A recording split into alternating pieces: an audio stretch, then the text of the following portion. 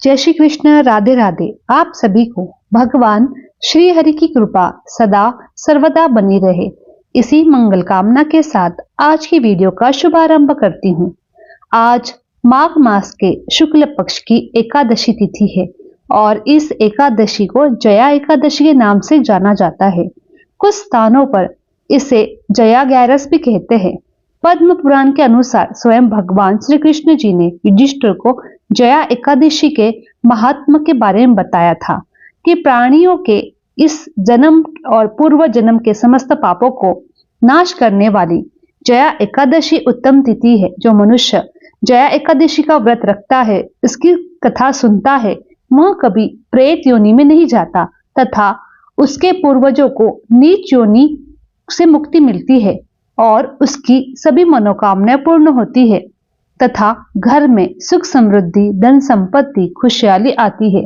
तो आज मैं आपको सुना रही हूँ जया एकादशी की बड़ी ही दुर्लभ कथा।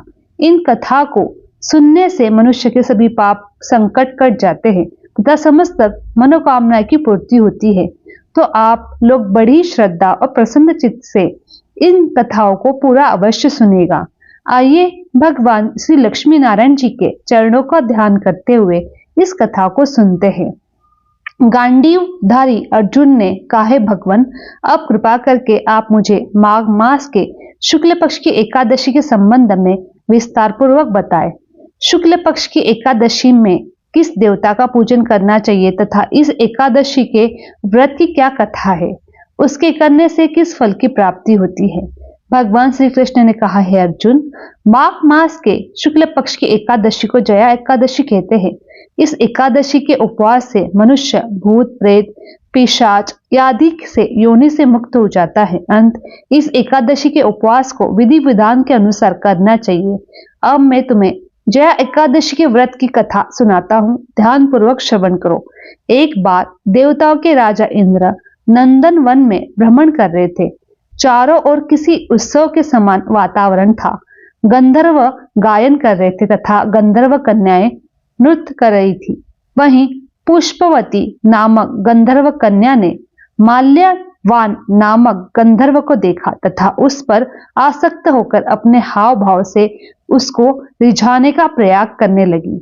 माल्यवान भी उस गंधर्व कन्या पर आसक्त होकर अपने गायन का सुर ताल भूल गया। इससे संगीत की लय टूट गई तथा संगीत का समस्त आनंद क्षीण हो गया। सभा में उपस्थित देवगणों को यह अत्यंत अनुचित लगा। यह देखकर देवेंद्र भी रुष्ट हो गए। संगीत एक पवित्र साधना है, इस साधना को भ्रष्ट करना पाप है। इसीलिए क्रोधवश इंद्र ने पुष्पवती तथा माल्यवान को शाप दे दिया और बोले, संगीत की साधना को अपवित्र करने वाले माल्यवान और पुष्पवती, तुमने देवी सरस्वती का घोर अपमान किया है। अंत तुम्हें मृत्युलोक में जाना होगा। गुरुजनों की सभा में असंयम एवं लज्जाजनक प्रदर्शन करके तुमने गुरुजनों का भी अपमान किया है। इसीलिए इंद्रलोक में तुम्हारा रहना अब वर्जित है। अब तुम अधम पिशाच असंयमी के समान जीवन व्यतीत करोगे। देवेंद्र का शाप सुनकर वे दोनों अत्यंत दुखी हुए तथा हिमालय पर्वत पर पिशाच योनि में दुख पूर्वक जीवन यापन करने लगे। उन्हें गंध रस स्पर्श आदि का तानिक भी बोध नहीं था। वहीं उन्हें असहनीय दुख सहने पड़ रहे थे। रात दिन उन्हें एक क्षण के लिए भी निंद्रा नहीं आती थी। उस स्थान का वातावरण अत्यंत शीतल था, जिसके कारण उनके रोम खड़े हो जाते, हाथ पैर सुन्न पड़ जाते तथा दांत किटकिटाने लगते। एक दिन उस पिशाच ने अपनी स्त्री से कहा, पता नहीं हमने पूर्व जन्म में कौन से पाप किए हैं जिसके कारण हमें इतनी दुखदायिनी यह पिशाच योनि प्राप्त हुई है। पिशाच योनि से नरक के दुख सहना अधिक उत्तम है। इसी प्रकार के अनेक विचारों को कहते हुए अपने दिन व्यतीत करने लगा। भगवान की कृपा से एक समय माघ के शुक्ल पक्ष की जया एकादशी के दिन इन दोनों ने कुछ भी भोजन नहीं किया तथा ना ही कोई पाप कर्म किए। उस दिन मात्र फल फूल ग्रहण करते ही दिन व्यतीत हो गया तथा महान दुख के साथ पीपल वृक्ष के नीचे विश्राम करने लगे। उस दिन सूर्य भगवान अस्ताचल को जा रहे थे। वह रात्रि इन दोनों ने एक दूसरे से सटकर बड़ी कठिनता से व्यतीत किया। दूसरे दिन प्राप्त काल होते ही प्रभु की कृपा से इनकी पिशाच योनि से मुक्ति हो गई तथा पुनः अपनी अत्यंत सुंदर अप्सरा एवं गंधर्व की देह धारण करके तथा सुंदर वस्त्रों एवं आभूषणों से अलंकित होकर दोनों स्वर्गलोक को चले गए। उस समय आकाश में देवगण तथा गंधर्व इनकी स्तुति करने लगे। नागलोक में जाकर इन दोनों ने देवेंद्र को दंडवत प्रणाम किया। देवेंद्र को भी उन्हें उनके वास्तविक रूप में देखकर महान विस्मय हुआ तथा उन्होंने पूछा, तुम्हें पिशाच योनि से किस प्रकार मुक्ति मिली? उसका संपूर्ण वृत्तांत तो मुझे बताओ। देवेंद्र की बात सुनकर माल्यवान ने कहा, हे देवताओं के राजा इंद्र, श्रीहरि की कृपा तथा जया एकादशी के व्रत के पुण्य से हमें पिशाच योनि से मुक्ति प्राप्त हुई है। इंद्र ने कहा, हे माल्यवान, एकादशी व्रत करने से तथा भगवान श्रीहरि की कृपा से तुम लोग पिशाच योनि को त्याग कर पवित्र हो गए हो, इसलिए हमारे लिए भी वंदनीय हो, क्योंकि भगवान शिव तथा भगवान विष्णु के भक्त हम देवताओं के वंदना करने योग्य है। अंत आप दोनों धन्य है। अब आप प्रसन्नता पूर्वक देवलोक में निवास कर सकते हो। आगे भगवान श्री कृष्ण ने कहा, हे अर्जुन, इस जया एकादशी के उपवास से कुयोनि से सहज ही मुक्ति मिल जाती है। जो मनुष्य इस एकादशी का व्रत कर लेता है उसने मानो सभी तप यज्ञ दान कर लिए है। जो मनुष्य श्रद्धा पूर्वक जया एकादशी का व्रत करते हैं वे अवश्य ही सहस्त्र वर्ष तक स्वर्ग में वास करते हैं। हे अर्जुन, संगीत की देवी सरस्वती का एक अलौकिक वरदान है। यह एक साधना है और एक विद्या है। इसमें पवित्रता आवश्यकता है, इसमें ना ही कोई संदेह है। उसमें भी जिस सभा में अपने से बड़े गुरुजन यदि उपस्थित हो वहां प्राणी को संयम एवं मर्यादा का पालन करना चाहिए ताकि गुरुजनों का अपमान न हो, उनका सम्मान बना रहे। गुरुजनों का अपमान करने वाला मनुष्य घोर नरक का भागी होता है। एक बार प्रेम से बोलो, लक्ष्मी नारायण भगवान की जय। अब आइए श्रवण करते हैं एकादशी माता की कथा। एक बार की बात है, एक राज्य में एक राजा रहा करता था। राजा बहुत ही बुद्धिमान और बलशाली था। वह सदैव अपनी प्रजा का बहुत ही अच्छे से ध्यान रखा करता था। प्रजा भी अपने राजा को बहुत पसंद करती थी। राजा की 2 बेटियां थी। अपनी दोनों बेटियों से बहुत ही प्रेम किया करता था। राजा की दोनों बेटियां बहुत ही सुंदर थी, लेकिन राजा की छोटी बेटी देखने में बहुत ही सुंदर और धार्मिक वृत्ति की थी। वह 12 मास 11 माता की पूजा और व्रत किया करती थी। सभी लोग राजा की छोटी बेटी से बहुत प्रेम करते थे और खूब प्रशंसा किया करते थे। वो बोलते थे कि बहुत ही आपकी अच्छी बेटी है। राजा भी अपनी छोटी बेटी को बड़ी प्रेम करता था, जिस कारण राजा की बड़ी बेटी को अपनी छोटी बहन से नफरत होने लगी। समय के साथ राजा की दोनों बेटियां बड़ी हो गई। तब राजा ने पड़ोस के राज्य में रहने वाले राजकुमार राजा की बड़ी बेटी के साथ रिश्ता तय कर लिया। जैसे ही उस राजकुमार की नजर छोटी बेटी पर पड़ी तो वह राजकुमार छोटी बेटी पर मोहित हो गया और उसी से विवाह करने की सोचने लगा। उस राजकुमार ने राजा की बड़ी बेटी के साथ विवाह करने के लिए मना कर दिया और राजा से कहा कि आप बुरा न मानो, मैं आपकी छोटी बेटी से विवाह करना चाहता हूं। जब यह बात राजा की बड़ी बेटी को पता चली तो वह अपनी छोटी बहन से ज्यादा नफरत करने लगी। राजा की बड़ी बेटी ने अपनी छोटी बहन को अपना बड़ा दुश्मन मान लिया और अपनी छोटी बहन से बदला लेने का निर्णय कर लिया, जिसके चलते उसने सोचा कि छोटी बहन को जान से मार देती हूँ। एक दिन राजा की बड़ी बेटी ने लड्डू में जहर मिलाकर अपनी छोटी बहन को दिया। छोटी बहन ने लड्डू खा लिया, लेकिन लड्डू खाने के बाद भी छोटी बहन को कुछ नहीं हुआ। बड़ी बहन ने यह देखकर बहुत आश्चर्यचकित हुई, लेकिन बड़ी बहन ने हार नहीं मानी। एक दिन जब छोटी बहन अपने कमरे में सो रही थी, तब उसने मटके में सांप रखकर उसके कमरे में छोड़ दिया, लेकिन सांप भी छोटी बहन को कुछ नहीं कर पाया।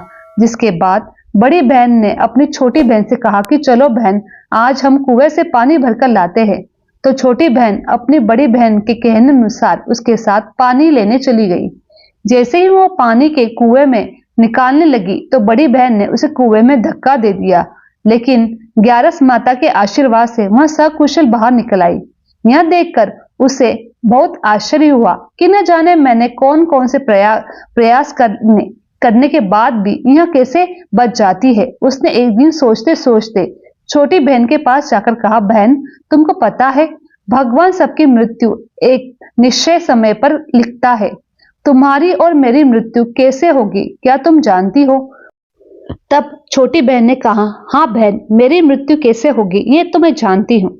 छोटी बहन से यह सुनकर बड़ी बहन को बहुत संतुष्टि हुई और सोचने लगी, इस बार मैं इसे जरूर मार दूंगी। उसने अपनी छोटी बहन से कहा कि अपनी मृत्यु का राज मुझे बताओ, तुम्हारी मैं बड़ी बहन हूँ। छोटी बहन ने अपनी बड़ी बहन से कहा, मेरी मृत्यु एक तोते में है। जो तोते के गले में एक हार है, उसी से मेरी मृत्यु होगी। जब कोई व्यक्ति उस तोते को मारकर वह हार अपने गले में पहन लेगा तो मैं मूर्छित हो जाऊंगी, और जैसे ही उस हार को अपने गले से उतार देगा तो मैं वापस जीवित हो जाऊंगी। अपनी छोटी बहन की मृत्यु का राज जानकर बड़ी बहन बहुत खुश हो गई और उसने अपनी छोटी बहन को मारने के लिए पालतू तोते को ढूंढना शुरू कर दिया।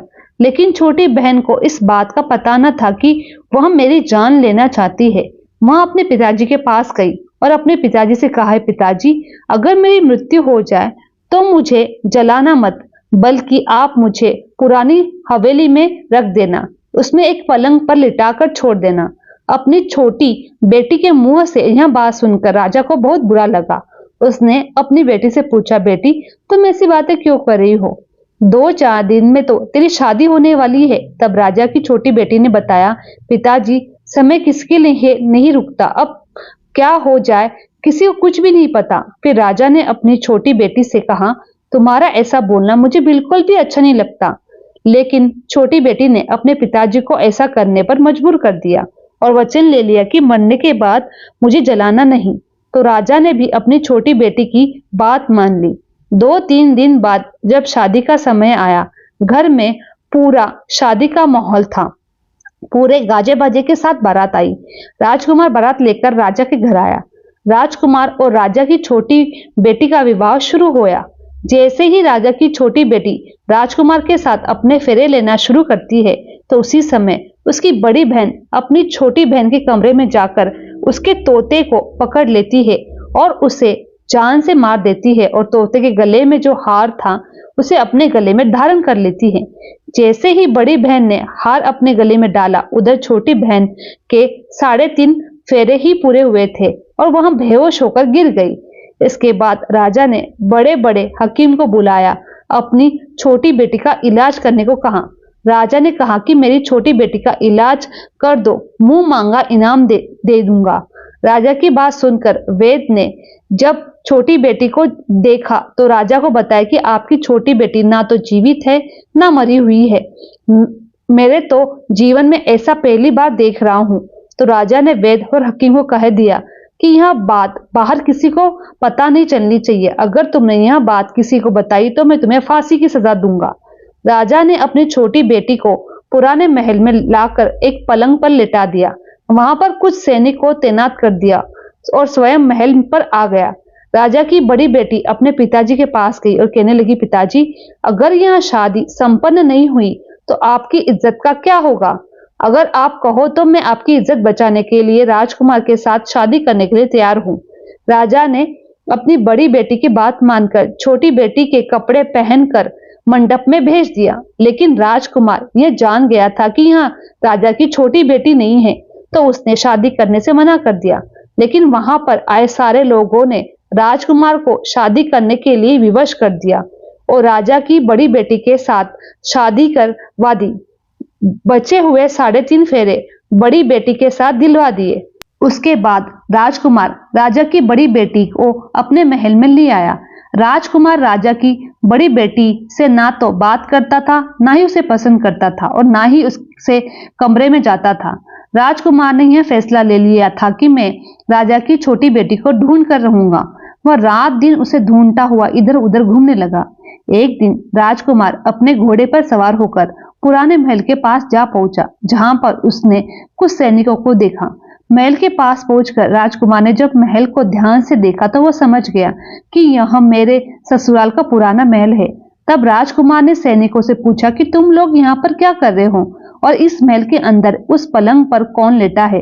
तो सैनिकों ने बताया कि यहाँ पर राजा की छोटी बेटी लेटी है। यह सुनकर राजकुमार बहुत ही खुश हुआ। तुरंत उसने मिलने के लिए अंदर चला गया, लेकिन देखा तो वह बिल्कुल बेहोश थी। राजकुमार उसकी सेवा में लगा रहा। जैसे ही रात हुई, राजा की छोटी बेटी उठकर बैठ गई। राजकुमार यह देखकर बहुत खुश हुआ और उससे पूछने लगा कि तुम यहाँ पर क्या कर रही हो? ऐसे ऐसे बीच फेरों से गायब कैसे हो गई? राजा की छोटी बेटी ने राजकुमार को सारी बात बता दी। बताया कि मेरी जान एक तोते में बसी थी और यह बात मैंने अपनी बड़ी बहन को बता दी थी। मुझे पता है कि उसी ने मुझे मारने का प्रयास किया है। उसके पास एक हार है जिसको वह सुबह पहन लेती है और रात को उतार कर रख देती है। जब तक वह हार को पहन के रखती है तब तक मैं मूर्छित रहती हूँ, और जैसे ही वह हार उतार देती है तो मैं जीवित हो जाती हूँ। और जब तक मेरी बड़ी बहन के पास वह हार है तब तक मैं ऐसे जीवित और मूर्छित रहूंगी। अगर मेरी बड़ी बहन के पास जो हार है वह मेरे हाथ आ जाए तो मैं हमेशा के लिए जीवित हो जाऊंगी। राजकुमार यह बात सुनकर राजा की छोटी बेटी के पास रहने का निर्णय ले लेता है और बचे हुए फेरे लेकर अपने विवाह को भी पूरा कर लेता है। वहीं पर रहने लगता है। ऐसे करते करते काफी समय बीत जाता है। राजा की छोटी बेटी गर्भवती हो गई। एक दिन राजकुमार को किसी काम से बाहर जाना पड़ा तो पीछे से राजा की छोटी बेटी के पेट से में बहुत जोरों से दर्द होने लगता है। उसने उस समय ग्यारस माता का आह्वान किया, जिसके बाद ग्यारस माता वहां प्रकट हुई और उन्होंने उसके दर्द को दूर कर दिया। एक सुंदर पुत्र को उसने जन्म दिया। जब आधी रात को राजकुमार बाहर से आया तो उसने ग्यारस माता को देखा। वह बहुत आश्चर्यचकित हुआ। उसने तुरंत माता को प्रणाम किया और ग्यारस माता ने राजकुमार से कहा, जब तुम्हारा बेटा 5 वर्ष का हो जाएगा तो तुम अपनी पत्नी को हार लाकर इसके गले में डाल देना, जिससे यह हमेशा के लिए जीवित हो जाएगी। समय के चलते राजकुमार का बेटा 5 साल का हो गया। एक दिन राजकुमार को फिर किसी काम से बाहर जाना पड़ा। उसने अपने बेटे से कहा, तुम अपनी माता का ध्यान रखना, मैं शाम तक लौट आऊंगा। जैसे ही राजकुमार वहां से बाहर निकला तो बड़ी बहन के सैनिकों ने उसे देख लिया और बड़ी बहन को जाकर सारी बात बता दी, जिसके बाद बड़ी बहन ने अपनी छोटी बहन के पुत्र को वहां से उठवा लिया और उसे मरवा दिया। उसके 2 टुकड़े करवा दिए। पहले टुकड़े को चक्की के पास छुपा दिया और दूसरे टुकड़े को पलंग के नीचे रख दिया। यह देखकर ग्यारस माता ने भिखारी का रूप धारण कर लिया और उसके घर आ गई, भिक्षा मांगने लगी। तो बड़ी बहन ने अपने नौकरों से कहा कि जाओ भिखारी को भिक्षा दे दो। लेकिन जैसे ही नौकर ग्यारस माता को भिक्षा देने के लिए जाते हैं तो माता उन्हें मना कर देती है और कहती है, तुम्हारी रानी से मैं भिक्षा लूंगी। नौकरों ने अंदर जाकर कहा कि रानी वहां हमसे भिक्षा नहीं ले रही है, बोल रही है कि रानी से भिक्षा लूंगी। जब बड़ी बहन स्वयं भिक्षा देने के लिए गई तो भिखारिन बनी ग्यारस माता के पास आते ही उससे पहले ही माता एक बिल्ली का रूप धारण करके उसके कमरे में चली जाती है और वहां पर जो छोटी बेटी का पुत्र का एक टुकड़ा था वह उठा लेती है और दूसरा चक्की के पास उठाकर जीवित कर देती है और वहां से चली जाती है और राजकुमार को सारी बात बताकर उन्हें उसका बेटा सौंप देती है। राजकुमार अपने बेटे को लेकर उस बड़ी बहन के पास जाता है और उसे कहता है, इस बच्चे का अच्छे से ध्यान रखना। अगर तुम इस बच्चे का अच्छे से ध्यान रखोगी तो मैं तुम्हारी बात मानूंगा, वरना यहाँ से चला जाऊंगा। एक दिन राजकुमार ने अपने बच्चे से कहा कि तुम ऐसा करो, तुम्हारी माँ के गले का वो हार मांग लो, तुम्हारी जिद की वजह से वह तुम्हें दे देगी। अपने पिताजी के कहे अनुसार लड़का अपनी बड़ी माँ के पास जाकर कहता है, माँ मुझे तुम्हारे गले का हार चाहिए। यह सुनकर उसकी माँ को पहले बहुत गुस्सा आता है, पर उसको याद आता है कि राजकुमार ने कहा कि अगर मैं इस बच्चे का अच्छे से ध्यान रखूंगी तो वह मुझसे बात करेंगे और मेरी बात मानेंगे। माँ सोचती है कि छोटी बहन अब तक तो मर गई होगी, उसे जला भी दिया होगा, अब कौन सी जिंदा होने वाली है। यह सोचकर वह हार निकालकर उस बच्चे को देती है। वह बच्चा उस हार को लेकर अपने पिताजी को दे देता है। तो राजकुमार अपने बेटे और उस हार को लेकर वहां से चला जाता है और जाते हुए कहकर जाता है कि तुम हमारे लिए खाना बनाकर तैयार रखना, मैं शाम कर आकर तुम्हारे साथ खाना खाऊंगा। यह कहकर अपने बेटे को लेकर वहां से सीधा राजा के पास जाता है और राजा को सारी बात बता देता है। राजा अपनी बड़ी बेटी की यह करतूत सुनकर बहुत ही क्रोधित होते हैं और अपनी परवरिश को दोष देने लगते हैं। राजा राजकुमार को अपनी छोटी बेटी के साथ रहने का आदेश देता है। राजकुमार वहां हार लेकर छोटी रानी के पास जाता है और उसके गले में वह हार डाल देता है। जैसे ही वह जीवित हो जाती है और दोनों बहुत ही खुश होते हैं। राजकुमार अपने बेटे और अपनी पत्नी को लेकर राज्य में चला जाता है। इस तरह से एकादशी व्रत के प्रभाव से राजा की छोटी बेटी को अपने जीवन में आई तमाम मुसीबतों से छुटकारा मिल जाता है। एक बार प्रेम से बोलिए एकादशी माता की जय।